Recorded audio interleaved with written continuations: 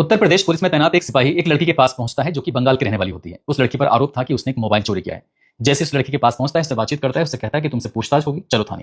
वो लड़की मना भी करती है, लेकिन मना करने के बावजूद भी वो सिपाही अपनी बात पर अड़ा हुआ था। उस लड़की को अपनी बाइक पर बैठाता है और बिठाने के बाद उसे थाने की तरफ ले जा रहा था। लेकिन थाने की तरफ ना जाकर वो एक सुनसान इलाके में पहुंच जाता है, वहां जहां कोई रोकने वाला, कोई टोकने वाला नहीं होता है। उसके बाद अकेलापन देखने के बाद उस लड़की के साथ वो गंदी हरकतें करने लगता है। लड़की विरोध करती है, लेकिन उसके बावजूद भी वो सिपाही मानता नहीं है और जो उसे करना था वो कर्म कराकर वहां से चुपचाप निकल जाता है। लड़की परेशान हो जाती है। ये बात है फरवरी 2025 की। उसके बाद वो लड़की नजदीकी पुलिस स्टेशन पहुंच जाती है। वहां जाने के बाद उस सिपाही की करतूत को बयान कर देती है और जैसी करतूत बयान होती है, एफआईआर दर्ज कर ली जाती है और एफआईआर दर्ज होने के बाद फिर उस मामले में जांच पड़ताल शुरू हो जाती है।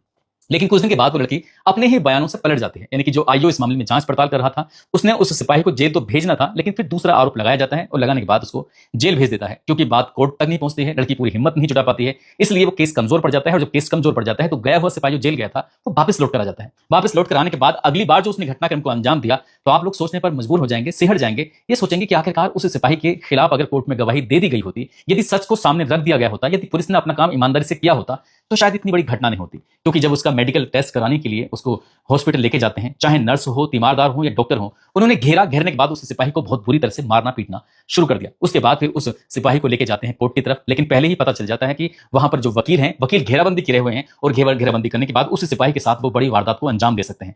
पुलिस वालों ने सूझबूझ से काम लिया। सूझबूझ से काम लेने के बाद आखिरकार उन्होंने जो फॉर्मेलिटीज थी कोर्ट की जाने की, वो सारी औपचारिकताएं पूरी करते हैं। पूरी करने के बाद अब उसे जेल भेजा जा रहा था। जब जेल भेज रहे थे तो वहां भी पता चलता है कि कैदियों को पहले से ही इस बात की भनक लग जाती है कि एक सिपाही इतना गलत काम करने के बाद यहां पर आ रहा है, जिसके बाद कैदियों में बहुत गुस्सा था। उन्होंने प्लानिंग कर ली थी, जैसे नर्सों ने पीटा, जैसे डॉक्टरों ने पीटा, जैसे तीमारदारों ने पीटा, जैसे वकील पीटने की फिराक में थे, ठीक वैसे ही कैदी भी ये फिराक में जुट जाते हैं कि सिपाही आएगा तो उसे किसी भी कीमत पर नहीं छोड़ेंगे। लेकिन जेल का जो प्रशासन होता है वो पूरी तरह से अलर्ट हो जाता है, इसलिए उस सिपाही को सुरक्षा घेरे में रखा जाता है, कहीं कोई उसके साथ हादसा ना हो जाए, कहीं कोई उसके साथ बड़ी वारदात ना हो जाए। आखिरकार ऐसा उस सिपाही ने क्या किया था जिससे पूरा शहर नाराज हो जाता है, पूरी उत्तर प्रदेश की पुलिस नाराज हो जाती है, पूरा प्रशासन उससे नाराज हो जाता है। आज की इस कहानी के माध्यम से जानने और समझने की कोशिश करते हैं। आदाब, नमस्कार, सत श्री अकाल। मैं उस्मान सैफी। उत्तर प्रदेश के आजमगढ़ में एक थाना लगता है कप्तानगंज, और कप्तानगंज का रहने वाला एक व्यक्ति जो कि ई रिक्शा चलाकर अपना भरण पोषण करता है, जो रहता है उत्तर प्रदेश के गोरखपुर में। उसकी मां भी साथ में रहती है, पत्नी भी साथ में रहती है और 5 बेटियां हैं, वो भी साथ में रहती है। ये तारीख आती है 27 जुलाई 2026 की, जो उसकी सबसे बड़ी बेटी होती है, जिसकी उम्र लगभग 13 साल के आसपास होती है। अचानक ही उस लड़की के सीने में बहुत तेज दर्द उठने लगता है, और जैसे ही उस लड़की के सीने में दर्द उठ रहा था और साथ ही उसको बहुत तेज बुखार भी आ रहा था, तो लड़की की जो दादी होती है वो उसे हॉस्पिटल लेके जाती है, यानी कि जिला अस्पताल लेके जाती है।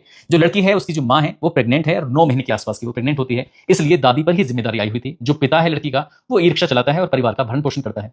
वहां जब डॉक्टर को दिखाया जाता है, डॉक्टर कहते हैं इस लड़की की तबीयत बहुत ज्यादा खराब है, इसको हॉस्पिटल में एडमिट करना पड़ेगा। अब उस लड़की को जो 13 साल की जिसकी उम्र होती है उसको हॉस्पिटल में एडमिट करा दिया जाता है। वो तो एडमिट हो जाती है। अब ऐसी स्थिति में कि उसके लिए खाने के लिए कुछ जो भी जरूरत थी, उस जरूरत को पूरा करने के लिए उसकी छोटी बहन होती है, जिसका सेकंड नंबर होता है, दूसरा नंबर होता है, वो घर में खाना बना रही है, अपनी माँ की भी देखभाल कर रही है। और उसने खाना बनाया, खाना बनाने के बाद वो अपनी बड़ी बहन को खाना लेकर हॉस्पिटल की तरफ आती है। ये तारीख थी 28 जुलाई की।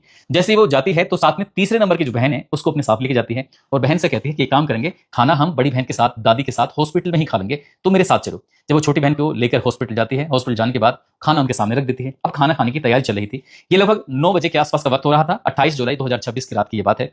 अब इसी बीच में जो लड़की होती है, जिसकी उम्र 10 साल के आसपास है, जो खाना बनाकर लेकर आई थी, वो कहती है कि मैं पानी लेने के लिए जा रही हूँ, तो मेरा इंतजार करना, खाना आराम से बैठकर यहीं पर साथ साथ खाएंगे। जब इस तरह की बात आती है तो वो लड़की इस हॉस्पिटल से निकलती है और हॉस्पिटल से निकलने के बाद जहां उसे पानी मिल जाता है उस जगह को ढूंढना शुरू कर देती है। लेकिन घंटों बीत जाते हैं और घंटों बीतने के बाद भी वो लड़की पानी लेकर वापस नहीं आती। इधर जो उसकी बड़ी बहन है, छोटी बहन है, दादी है, उन्हें ऐसा एहसास होता है, आभास होता है कि हो सकता है कि वो दूसरे नंबर की जो लड़की है वो घर चली गई होगी, क्योंकि उसकी माँ 9 महीने की प्रेग्नेंट जो है, माँ के पास भी एक जिम्मेदार शख्स का रहना बहुत ज्यादा जरूरी जो होता है। अब ऐसी स्थिति में वो लड़की ना घर पहुंचती है, ना ही हॉस्पिटल में वापस आती है। तब ये जो परेशान हो जाते हैं, उस लड़की का जो पिता होता है वो सीधा हॉस्पिटल पहुंच जाता है। जब हॉस्पिटल पहुंचता है तो पूछता है कि बेटी कहाँ है, यानी कि सेकंड नंबर की जो बेटी है वो कहाँ है। अब बताया जाता है कि वो पानी लेने गई थी, लेकिन वापस लौट कर नहीं आई। तुरंत ही जो उस लड़की का पिता है वो अपने घर पहुंचता है। घर जाने के बाद देखता है तो घर पर वो लड़की नहीं थी। पत्नी से पूछता है तो पत्नी कहती है वो तो घर पर नहीं आई है। अब पिता की चिंता बढ़ जाती है, पिता परेशान हो जाता है, फिर सीधा हॉस्पिटल पहुंचता है और अपनी उस लड़की को जिला अस्पताल में चारों तरफ ढूंढना शुरू कर देता है। इधर उधर लोगों से भी पूछना शुरू कर देता है। उसके पास जो फोटो होता है वो फोटो बार बार दिखाया जा रहा था कि क्या तुमने मेरी बेटी को देखा है, उसने इस तरह के कपड़े पहने हुए हैं, इतनी बड़ी दिखाई देती है, ऐसी दिखाई देती है। सभी से बारी बारी से पूछताछ कर रहा था, लेकिन कोई सुनने को तैयार नहीं था, किसी ने उस लड़की को देखा ही नहीं था। ये बात है रात 12:52 के आसपास का वक्त हो रहा था और तारीख थी 28 और 29 जुलाई 2026 की रात। अब ऐसी स्थिति में जो लड़की का पिता होता है वो 112 नंबर पर कॉल करता है और जैसी कॉल जाती है वो बताता है कि साहब मेरी बड़ी बेटी जिसकी उम्र 13 साल है वो हॉस्पिटल में एडमिट है, छोटी बेटी जो दूसरे नंबर की जिसकी उम्र 10 साल के आसपास है उसके लिए खाना लेकर आई थी, यहाँ पर वो पानी लेने के लिए जब हॉस्पिटल से बाहर निकलती है तो फिर उसको गायब हो जाती है, वो मिल नहीं रही है। पुलिस जैसे ही सूचना पाती है, मुश्किल से मुश्किल 10 या 15 मिनट का वक्त लगा होगा, पुलिस तत्काल प्रभाव से मौके पर पहुंच जाती है। लेकिन हैरान करने वाली बात यह थी, जो नजदीकी चौकी लगती है वहां से कोई पुलिस वाले नहीं आते हैं, जो नजदीकी थाना लगता है वहां से भी कोई पुलिस वाले नहीं आते हैं। यानी कि उनके कानों तक जो आवाज पहुंची थी 29 जुलाई 2026 की सुबह लगभग 11 बजे के आसपास और लगभग 11:30 बजे के आसपास थाने तक ये बात पहुंचती है।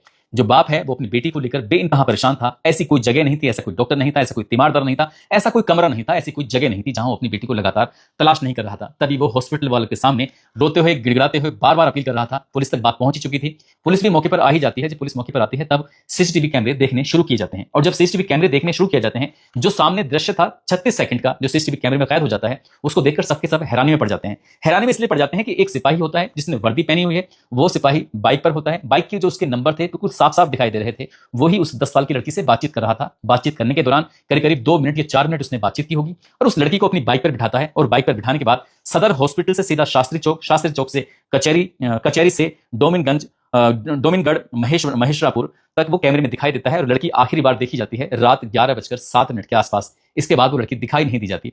लेकिन पुलिस वालों ने जब ये सीसीटीवी कैमरा देखा तब पुलिस वालों की नींद टूट जाती है। अब ये खबर जो थी सोशल मीडिया पर बहुत तेजी के साथ फैल जाती है, पूरे शहर में खबर ये आग की तरह फैल जाती है कि एक सिपाही है और सिपाही की बाइक पर बैठकर वो लड़की गई थी। बस यही जानना था कि आखिरकार वो सिपाही कौन है। सिपाही जो होता है उत्तर प्रदेश के गाजीपुर में एक थाना लगता है सादियाबाद थाना क्षेत्र का गांव लगता है हंसराज चौरा, वहां का रहने वाला जिसका नाम होता है अभिषेक यादव, जिसकी उम्र लगभग 35 साल के आसपास होती है, जो कि बाइक के रजिस्ट्रेशन नंबर से उसका पता चल जाता है। दरअसल उसकी जो ड्यूटी होती है वो गोरखपुर में ही होती है। डायल 112 नंबर की जो गाड़ी पर वो होता है, गोरखनाथ से उसका चिउटहा एक जगह लगती है, उस बीच में वहां तक उसकी ड्यूटी थी, यानी कि गाड़ी पर रहना था। दिन में उसकी ड्यूटी थी। जब पुलिस ने उसके मोबाइल की सीडीआर निकलवाई, उससे बातचीत करने की कोशिश की तो उसकी सीडीआर से पता चलता है कि जब लड़की गायब हुई थी उस वक्त उसका नंबर बंद आ रहा था, लेकिन उसकी अंतिम लोकेशन जो थी वो जिला अस्पताल के आसपास ही पाई जाती है।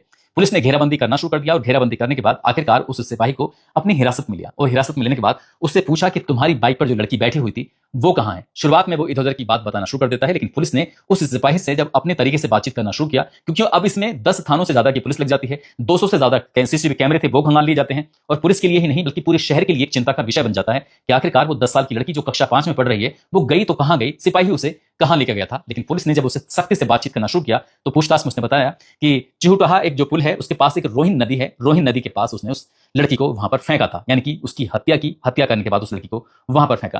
पुलिस वालों ने उस सिपाही को पकड़ा, सिपाही को पकड़ने के बाद सीधा उसी जगह लेके जाते हैं। जाकर वहां देखते हैं तो ये 30 जुलाई 2026 की सुबह लगभग 6:30 बजे के आसपास का वक्त था। जहां पर उसने बताया था वहां से लगभग 50 मीटर की दूरी पर वो लड़की मिल जाती है, लेकिन लाश के रूप में मिल जाती है और उसकी लाश जो थी वो उतराती हुई मिल जाती है उस नदी में, उस पानी में, लेकिन वहां से वो दूर नहीं जा पाती। लाश को कब्जे में लिया जाता है, कब्जे में लेने के बाद पोस्टमार्टम के लिए भेजा जाता है और पोस्टमार्टम से पता चलता है कि उसको बहुत बेरहमी से मारा गया है, उसकी बहुत बुरी तरह से हत्या की गई है। न केवल उसकी गले की हड्डी तोड़ दी गई थी बल्कि उसके दोनों पैरों में गंभीर चोट आई, उसके पेट पर गंभीर चोट आई, शरीर की लगभग 4 हड्डियां उसकी तोड़ी गई। पूरे शरीर पर ऐसा कोई हिस्सा नहीं बचा था जहां पर खरोंच के निशान नहीं थे और आंतरिक जो हिस्से थे शरीर के उसमें भी गंभीर चोट के निशान थे।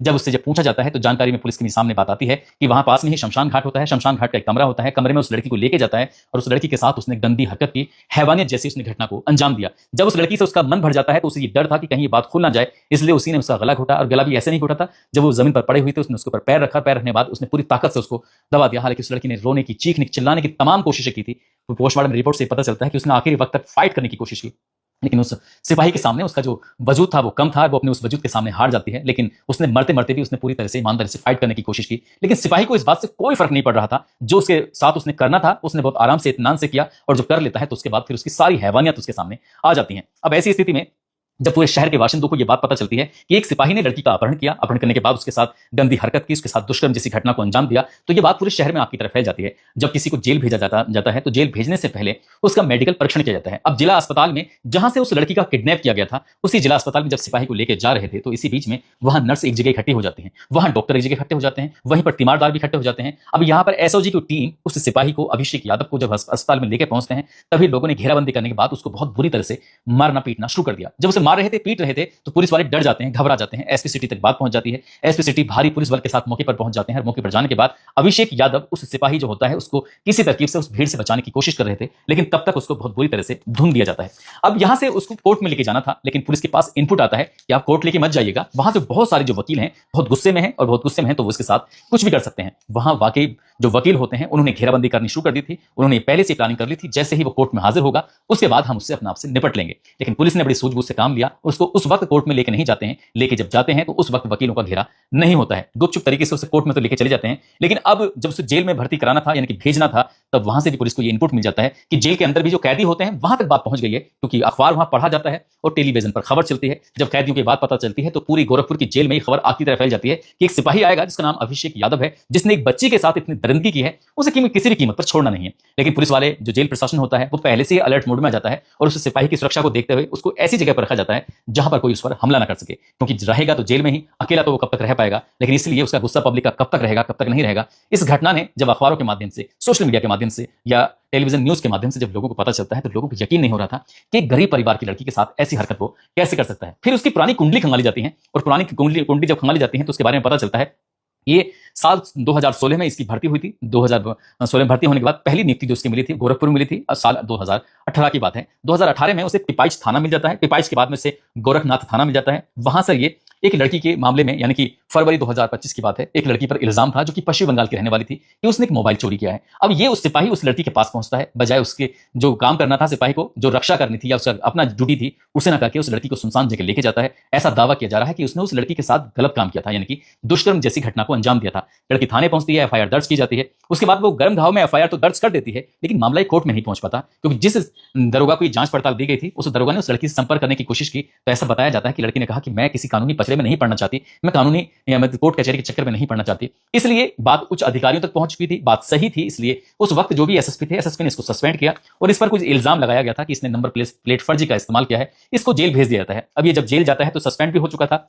वहां से जब ये छूटकर वापस आता है तो ये महीना था सितंबर 2025 का, और ये जब जेल से छूट कर आता है तो इसको पुलिस लाइन में इसको तैनात कर दिया जाता है, लेकिन यानी कि वहीं पर इसकी ड्यूटी होती है। न जाने कैसा उसने जुगाड़ लगाया, जुगाड़ लगाने के बाद जून 2026 को आखिरकार ये बहाल हो जाता है, और बहाल होने के बाद इसकी डायल 112 जो गाड़ी होती है उस गाड़ी पर इसकी तैनाती हो जाती है। अब इसके बाद इसने इस घटना को अंजाम दिया। ये पूरे इलाके में, पूरे शहर में, पूरे प्रदेश भर में खबर जब फैलती है तो खबर इसके घर तक भी पहुंच जाती है। घर तक यानी कि इसकी पत्नी तक पहुंच जाती है। जब बात पत्नी तक पहुंचती है, मीडिया वाले उससे बातचीत करते हैं, तो उसकी पत्नी कहती है कि वो रहने वाली है मोलनापुर की, लेकिन उसने इस अपने पति की हरकतों को देखते हुए, और उसमें बच्चे भी हैं, उसने अपने पति की जब हरकतें देखी तो उसने अपने ससुराल को छोड़ दिया, और वो बहुत लंबे समय से अपने मायके में रह रही है। इसलिए वो अपने पति से कोई ऐसा वास्ता नहीं रखना चाहती। और जब उसने घटनाक्रम को सुना था तो कह रही थी कि मेरा दिमाग पूरी तरह से घूम गया है, मैं समझ नहीं पा रही हूं कि आखिरकार मैं क्या करूं क्या ना करूं। 30 जुलाई 2026 की शाम को उस लड़की का अंतिम संस्कार किया जाता है, और रात लगभग 9 बजे के आसपास जो उसकी मां प्रेग्नेंट थी, गर्भवती थी, तो उसको एक बेटा पैदा होता है। बेटे की खुशी में वो ये बेटे की जो हुआ था उसकी खुशी नहीं मना पाए, इसलिए नहीं मना पाए क्योंकि उनकी जो लाडली बेटी थी, जो घर की पूरी जिम्मेदारी निभाया करती थी, वो बेटी तो थी ही नहीं। वो सोच रहे थे कि एक और बेटी हो जाएगी तो हम ये समझेंगे कि हमारी वही बेटी वापस आ गई है। लेकिन परिवार वालों का रो रो कर बुरा हाल है। प्रशासन उनकी मदद करना चाहता है, जो लगभग बताया जाता है कि रानी लक्ष्मीबाई योजना है, उसके तहत लगभग 10 लाख रुपए की आर्थिक मदद की बात की जा रही है। लेकिन जो शहर के लोग हैं वो चाहते हैं कि इस परिवार को कम से कम 50 लाख रुपए की आर्थिक मदद मिलनी चाहिए, और साथ ही इस परिवार को एक नौकरी मिलनी चाहिए। गरीब आदमी है, कम से कम वो अपने परिवार का भरण पोषण कर सकता है। लेकिन इस परिवार पर जो दुखों का पहाड़ टूटा है, उस दुख को पूरा शहर महसूस कर रहा है। जिसने इस खबर को देखा वो भी महसूस कर रहा है। दोस्तों, इस पूरे घटनाक्रम को सुनाने का उद्देश्य किसी को परेशान करना नहीं है, किसी का दिल दुखाना नहीं है, बल्कि आपको जागरूक करना है, आपको सचेत करना है। जिस सिपाही ने, जिसका नाम अभिषेक यादव होता है, जिसने कस्में खाई थी रक्षा करने की, वो भक्षक बन गया, और इसी बात को लेकर लोगों को बहुत ज्यादा दुख है, अफसोस है। उसको जब जेल भेजा जा रहा था तो लोगों को उसको देखकर बड़ा आश्चर्य हो रहा था कि आखिरकार वो ऐसा कैसे कर सकता है। जाते जाते चंडीगढ़ के रहने वाले हैं रमेश कुमार, आज इनका जन्मदिन है। इनको जन्मदिन की ढेरों सारी शुभकामनाएं, बहुत बहुत मुबारकबाद। और कुछ लोगों ने नाम लेने की अपील की है, जिसमें कासिम अंसारी हैं, सोनू गुप्ता, फैजान, एहसान यमुनानगर से, अर्जुन लाल प्रयागराज से, वेद प्रकाश सिन्हा छत्तीसगढ़ से, अनिल कुमार यादव, इन लोगों ने नाम लेने की अपील की है। आप सब लोग अपना ख्याल रखें, सुरक्षित रहें। जय हिंद, जय भारत।